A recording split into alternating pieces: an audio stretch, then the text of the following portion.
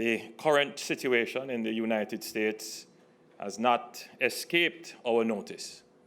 The death of George Floyd has brought to the forefront the issue of racism and discrimination, which is very troubling to me as a black person, and I'm sure to all well-thinking individuals and institutions that subscribe to the view that all human beings are born free and equal in dignity and rights.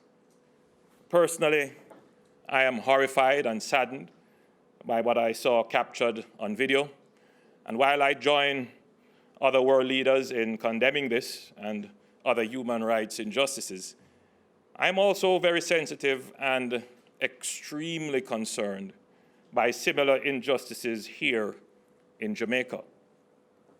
Our Constitution and our Charter of Rights guarantees the right to life, liberty, and security of the person, and the right not to be deprived thereof except in the execution of a sentence of a court.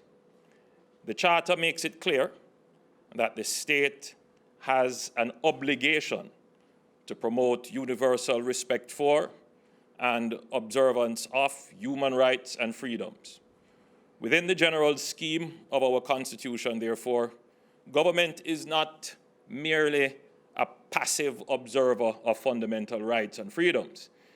Government, its organs and agents, have a duty not to take life or deprive anyone of their rights and freedoms. Our country has gone through decades of struggle to develop transparent and effective systems to address the treatment of citizens by the state, including incidents where life is taken. While we can never declare victory or assume that every agent, functionary, or employee of the government understands and faithfully uses their authority in accordance with the Charter, my government is committed to ensuring that where breaches occur, we will follow due process and thoroughly investigate so that justice is served. We are making progress. For example, in 2019, Indicom reported the lowest police killings in more than 20 years. And you will see that graph on your screen, 86 compared to 137 in the previous year. Several questionable cases of death alleging state involvement have been brought to public prominence, including the case of Jody and Ferron, which we are investigating, and then the case of Susan Bogle, a very sad case, which I had occasion to visit and speak to her son,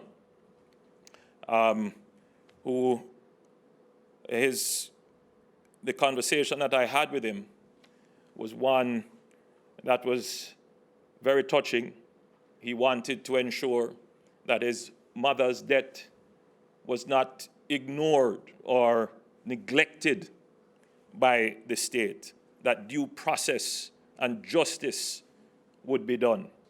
I had discussions with the Commissioner of Police and with the Chief of Defense Staff to ensure that there is full cooperation, full compliance, that there is no cover-up or any intention like that. And I wish to say that in my interactions with both the Commissioner of Police and the Chief of Defense Staff, they are the chief agents of fulfilling not just the letter, but the spirit of the Charter of Rights in protecting the rights, freedoms, and lives of every single Jamaican.